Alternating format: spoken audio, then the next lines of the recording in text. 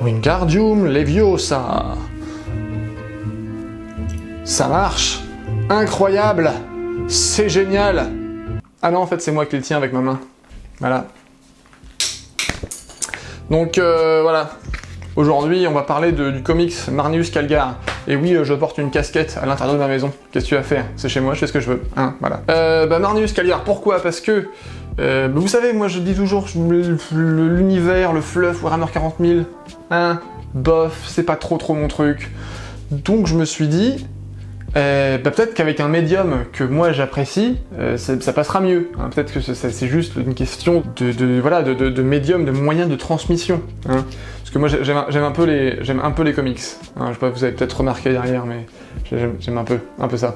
Du coup je me suis dit, Marvel qui sort un comics Warhammer 40 000, on va voir ce que ça donne. Alors pourquoi je fais cette review, cette espèce de book club, là, de club de lecture, tout simplement parce qu'on me l'a demandé sur Instagram. Hein, donc allez nous suivre sur Instagram, @tagueulonjoue, parce que vous pouvez comme ça suggérer des trucs, et puis des fois on les fait. Non mais alors attends, après moi je dis ça, tu fais ce que tu veux hein, en vrai. Voilà, tu peux aussi aller sur notre Utip pour nous faire un don si tu veux, on te force pas, hein, mais tu peux le faire. Tu peux même mettre un commentaire, partager la vidéo, etc. etc. C'est un compagnon, un paperback, hein, ce qu'on appelle, donc c'est un recueil de 5 numéros, parce que c'est les comics, ça sort en petits fascicules, hein, comme ça. Donc là il y en a 5 qui sont collectés dans un seul plus gros bouquin, hein, voilà. Couverture souple évidemment. Celui-là est en anglais, je crois qu'il n'est pas encore sorti en français. Alors pour faire rapidement le tour de la chose, il est sorti en début d'année 2021, ce recueil. Il est scénarisé par Kieron Gillen et dessiné par Jason Burrows, donc sur les 5 numéros. Donc l'artiste et le scénariste ne changent pas du début jusqu'à la fin du bouquin, ce qui est bon, c'est un petit run sympa. Alors c'est une mini-série, donc il n'y aura pas de suite après a priori, donc il y a 5 numéros puis c'est tout, donc c'est un truc, un one shot quoi. Notre ami Kieron Gillen, on l'a déjà retrouvé hein, sur d'autres titres Marvel, notamment Vador Down qui est un excellent comic Star Wars, ainsi que sur toute la série Dark Vador en fait. Hein. Donc c'était plutôt pas mal, ça paraissait bien, ça partait bien sur le bon pied. Voilà, moi j'étais, disons, relativement emballé par le scénariste. Après, le dessinateur, moi je le connais pas du tout, je l'ai jamais lu de quoi que ce soit de lui, donc je savais pas trop à quoi m'attendre, mais il n'y avait pas de raison de douter que ça allait être un minimum qualitatif quand même. Quand je disais que moi je le connaissais pas, le dessinateur, je suis pas un fanatique de comics, je suis un aficionado, j'aime bien ça, mais je suis loin d'avoir une connaissance encyclopédique de la chose, donc ça se trouve, dans les commentaires, il y a quelqu'un qui va me dire « Ah mais t'es fou, c'est ouf, c'est le mec qui a dessiné Jean-Jacques Alegnocchi, ah non mais c'est trop bien cette série, il faut absolument que tu la lises. » C'est possible, mais moi je les connais pas. Et du coup, on va partir de ce postulat-là que je découvrais l'individu. Donc, qu'est-ce que ça nous raconte, ce bouquin-là de 128 pages, à peu près, pour, je crois, 12 euros, 13 euros sur Amazon, quelque chose comme ça. Donc je sais, faut pas acheter sur Amazon, c'est pas bien, mais pour avoir des comics en anglais, c'est compliqué de faire autrement. Donc, voilà. Eh bien, ça nous raconte évidemment l'histoire de Marneus Calgar. Alors, qui c'est Marneus Calgar? C'est, en gros, le chef des Ultramarines, le sous-chef, parce que maintenant il y a le primarque qui est revenu, enfin bref, c'est un gros ponte des Ultramarines, et un personnage quand même relativement bien établi du background de Warhammer 40 000, parce que ça fait un bout de temps qu'il a sa figurine, qui a bien évolué depuis des générations. Bref, donc on retrouve notre ami Marneus Calgar, qui se retrouve sur une planète du système de Makra, qui s'appelle Nova Thulium. Pourquoi? Parce qu'il y a une incursion du chaos, de Khorne, des mecs avec des pics et puis des épées et tout, puis bon voilà, ils sont un petit peu foufous, et donc notre ami Marneus, il va là avec ses petits amis les Ultramarines, pour les raisonner, leur dire « Oh mais c'est pas très gentil ça de taper sur les gens et de les trucider avec votre épée, non, arrêtez plutôt, vénérez plutôt l'empereur, non, on n'a pas envie, ah mais si, tu devrais, tiens, prends ça, bim boum, ah tiens, pan, voilà bref. » T'as compris l'histoire. Et en fait, il s'avère que cette planète-là, c'est la planète dont il est originaire à la base, où il est né, et donc ça va nous permettre de faire un peu le parallèle entre l'action contemporaine, hein, donc du coup de la campagne de pacification de Nova Thulium, et la genèse de Marneus Calgar, hein, comment il est devenu un Space Marine, etc., etc. Et comment ça va se passer, comment ça va être mis en place? Et ben en fait c'est parce qu'il est accompagné d'un adepte de l'Adeptus Mechanicus, qui en fait est là pour servir de comic relief, et du coup il est là pour justifier un peu le fait que Marneus Calgar raconte sa vie en fait. Parce que sinon ça n'a pas d'intérêt, enfin évidemment c'est pas logique. Donc on va suivre les événements actuels, entrecoupés de flashbacks de la jeunesse de Marneus Calgar. Et en gros, gros, on va se rendre compte que en fait, tout ça, c'est de la poésie, ça rime parce que, en fait, les fantômes du passé de Marneus Calgar reviennent le hanter dans le présent, enfin t'as compris, rien de très nouveau sous le soleil, hein, clairement. Est-ce que le scénario tient la route? Oui. Est-ce que le dessin tient la route? Oui aussi. Est-ce que pour autant, c'est une lecture indispensable? Pas vraiment. Hein, on va pas se le cacher. Je vais juste raconter l'histoire rapidement, hein, pour ceux qui veulent vraiment pas le lire, et puis bon, bah voilà, comme ça vous saurez. Et les autres, si vous voulez pas être spoilé, il y a un timecode qui doit s'afficher ici, là. Vous allez là, et puis ensuite, vous n'êtes pas spoilé, ok? C'est bien? On est content? Bon, très bien. Donc en gros, qu'est-ce qu'on apprend? C'est que Marneus, quand il était petit, un tout petit, voilà, un individu de petite taille appelé enfant, il voulait devenir un Space Marine. Donc on suit un gars qui s'appelle Marneus avec ses petits copains, hein. Donc tu vois, il y a un mec qui s'appelle Tacitan, puis il y en a deux autres, bon bah, on s'en fout parce qu'ils sont pas très importants. Donc Marneus, c'est un gamin qui est doué, il sait se battre et tout, il veut être un Space Marine, machin, mais il est un peu relou parce que il est toujours là à citer le dogme impérial et tout, en mode mais moi je sais mieux que toi, je suis plus intelligent, donc vraiment une tête à claque, le petit blondinet là, tic-tac, voilà, t'as envie de lui mettre une paire de baffes. Et puis bon, il y a ces deux potes qui sont bons aussi, mais bon, bah, voilà, il y en a un, c'est marrant parce qu'ils sont quatre, il y a un mec qui est pas blanc, parce qu'il faut bien le quota de diversité adéquat, mais surtout faudrait pas qu'il soit trop proéminent en termes de personnage, tu vois, enfin c'est vraiment... Et il y a Tacitan en fait qui est le plus petit, le plus chétif et tout, donc lui il est un peu nul. Et en fait il rencontre un mec qui s'appelle Crixus, alors pas le mec de Spartacus, hein, une espèce de Gimli stéroïde qui est en fait recruteur pour les ultramarines. Il les envoie sur une lune qui s'appelle Thulium Minor, donc c'est une lune pourrie avec des monstres et des machins pour les entraîner à la dure. Et donc voilà, ils s'entraînent, ils s'endurcissent, ils grandissent, la fraternité, voilà, tout ça, hein, le courage, l'abnégation, tout le bordel. Et donc en fait Crixus leur dit, voilà, sous la surface il y a des tunnels, mais faut surtout pas y aller, c'est interdit parce que sinon vous allez vous perdre et vous allez jamais revenir. Puis évidemment, hein, voilà, c'est le tunnel de Tchekhov, ils finissent par y aller. Et donc en fait Marneus et Tacitan, ils se retrouvent dans les tunnels, parce qu'en fait ils se réveillent une nuit et leurs potes sont partis, donc ils vont dans les tunnels pour aller les chercher. Et donc c'est là qu'ils se rendent compte, attention j'espère que t'es prêt pour le twist, parce que là c'est oufissime, en fait, les deux autres, et Crixus, c'était des traîtres. What? Mais qui l'eût cru? Comment aurions-nous pu le deviner? Mais oh là là, fou! Et en fait, donc, effectivement, ce sont des adeptes de Khorne. Hein, pas le groupe de métal, encore une fois, hein, ni le maïs. Non, non, le dieu avec le crâne, le sang, tout le bordel. Donc, au fait, faut que tu t'abonnes, il paraît, on m'a dit, dans l'oreillette. J'ai pas d'oreillette, mais voilà, bref. Bref, voilà, baston, ping, poum, pan, voilà, couteau, bing, bam. Tacitan et Marneus manquent de se faire capturer, mais ils s'enfuient. Le problème, c'est que Marneus est blessé et il tombe dans un trou. Et Marneus meurt. Aïe! Attention, autre révélation, en fait, Marneus Calgar, à la base, c'est Tacitan.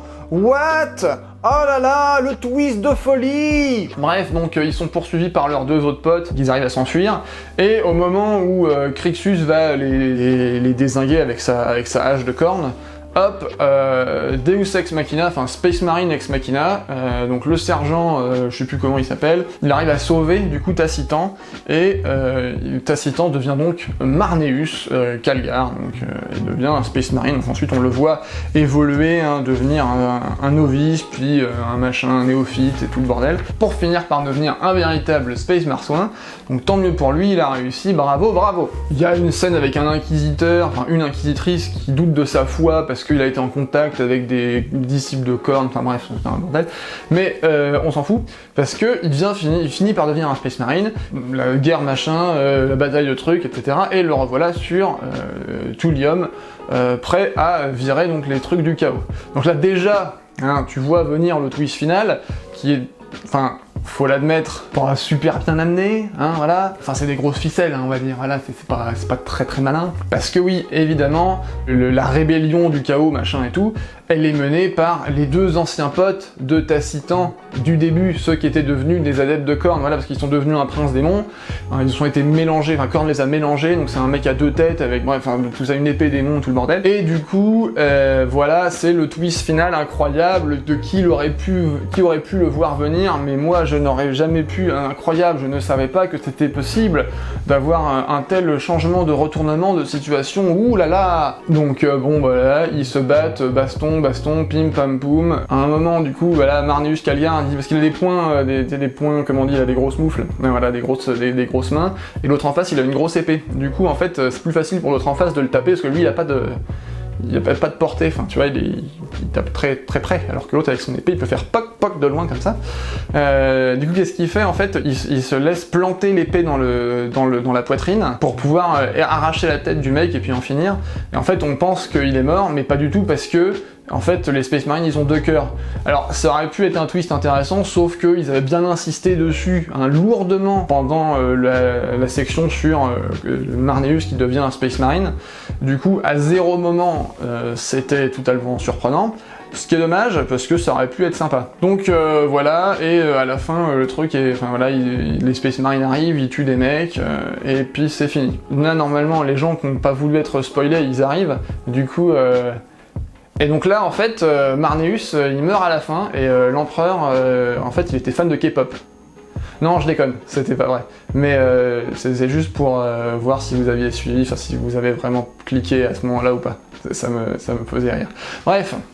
Donc, maintenant que ceux qui voulaient être spoilés sont spoilés et ceux qui ne le sont pas, bah ne le sont pas, on va faire un petit bilan de tout ça. Le scénario, bah comme je l'ai dit, parce que il est très linéaire, il est très simple, peut-être un peu simpliste d'ailleurs, et les retournements de situation, les twists, tellement préparés à l'avance que bah y a aucune surprise en fait. Ça marche, hein, mais c'est dommage, j'aurais aimé un petit peu plus de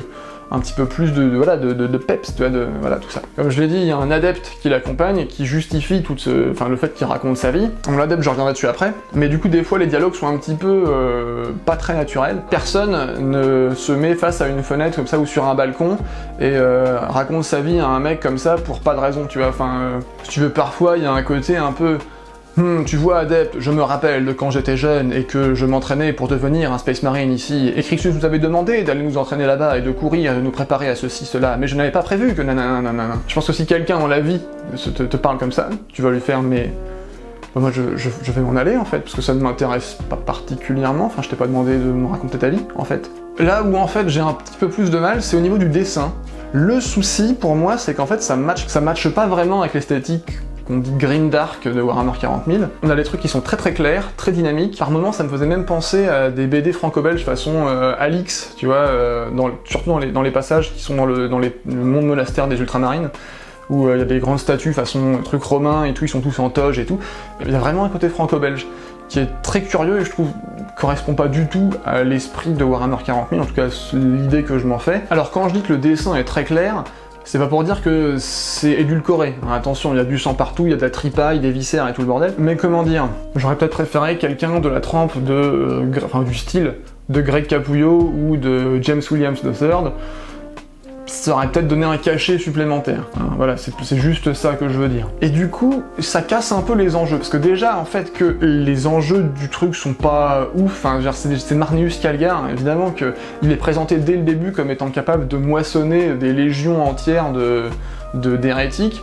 Alors du coup, bon, on a du mal à se dire qu'un prince démon, ça va vraiment changer la donne, quoi. Et si en plus de ça, même les personnages censés être les plus menaçants, bah, sont pas très menaçants du fait de leur apparence, et ben, à aucun moment, on se demande si oui ou non, il va s'en sortir, en fait. C'est dommage, parce que, bah voilà, il y a très peu de tension, mine de rien, et donc ça, bah, c'est causé par, d'une part, les dessins qui aident pas, mais aussi, comme je l'ai dit, par le scénario, qui est un petit peu trop facile, je trouve. Et puis il y a un autre truc aussi, c'est que on voit quasiment à aucun moment les ultramarines être en difficulté. C'est-à-dire que tout a l'air très facile, que ce soit pour Marneus Calgar lui-même ou pour les Space Marines, disons, lambda. Je crois qu'on n'en voit qu'un seul qui meurt dans tout le bouquin. À aucun moment on se dit qu'il y a le moindre risque que ça se passe mal, en fait. Avec leur armure en scénarium, bah, il peut rien leur arriver, quoi. Pour finir sur une note positive, en fait, je voulais parler du personnage de l'adepte, qui lui, je trouve, est relativement bien écrit, parce que c'est le comic relief, mais il est pas trop chiant.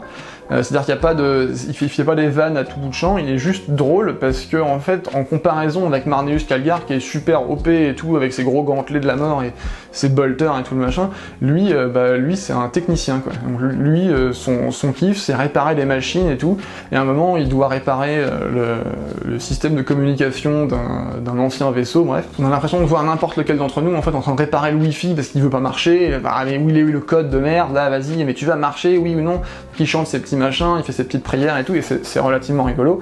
Et en fait, lui, quand il est confronté à la réalité du monde, de la bataille, etc., il n'est pas du tout préparé à ça, et c'est relativement rafraîchissant, en fait, parce que c'est le seul personnage qui est, en fait, humain.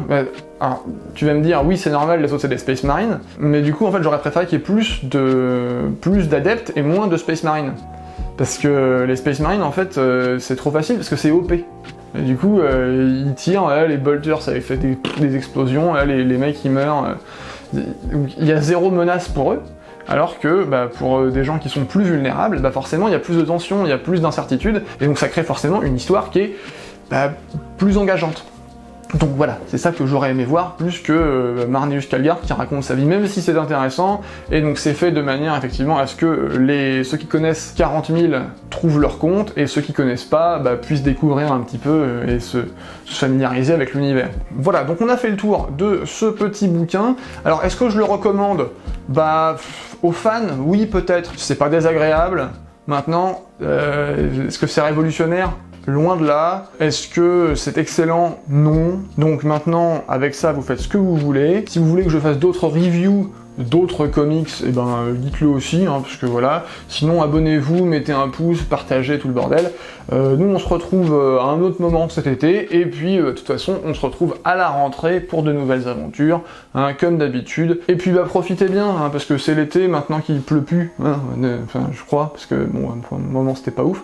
Mais voilà. Donc, allez, ciao.